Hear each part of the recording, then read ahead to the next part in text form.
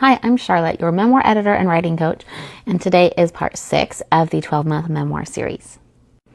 I want to stick more into revisions right now and talk about chapter flow. How your chapters flow, how your memoir reads, that is one of the most common questions and concerns that writers come to me with, because you want to publish a memoir that is readable, that people want to pick up, that they want to finish. So as you are evaluating and working on the flow and pacing of your memoir, I want you to keep a finger on the pulse of the emotional arc of the reader. You see why knowing your reader, all of that foundational work is so important in revisions, right? So what is the reader experiencing as they are reading your experience? What are they feeling? What do they want to feel?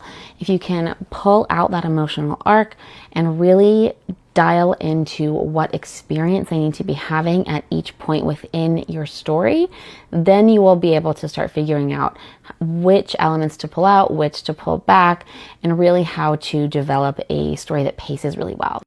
This also is going to include balancing your narrative with your exposition. So again, that's kind of going back to part 5 when we talked about showing versus telling. If your memoir is all scenes, all really immersive, even well-written scenes, if it's all narrative, it's going to emotionally wring out the reader. They're not going to feel like they have a chance to just breathe and step back from the actual action and like metabolize what that is for them. And so that's why you need to have strategically inserted exposition, the telling, because it really allows the reader to breathe a little bit more. It allows them to rest and kind of experience the book the way that they need to experience it instead of experiencing it the way that you experienced, like living it. On the other hand, if you are too heavy in exposition, like if you are telling too much, then you are going to bore the reader and they're going to want to tap out and go into something else. So really finding that balance between showing and telling and really dialing in on the pacing of your memoir is going to be something that's so specific to your story.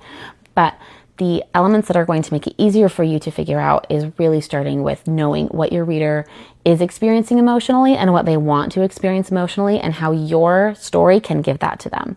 Once you know that, it will be so much more straightforward for you to figure out how to pull out the elements of your story that your reader actually needs. This is the work that I do inside of my memoir method. It's the work that I do with all of my clients. If you want to learn more, shoot me a DM or comment the word method and I will send you some details.